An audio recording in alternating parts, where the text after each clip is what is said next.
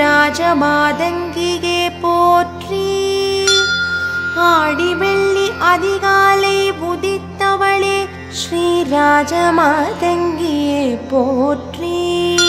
மதங்க புஷ்கரணியில் நீலோத்பல மலரில் திகழ்ந்தவளே ஸ்ரீ ராஜமாதங்கியே போற்றி.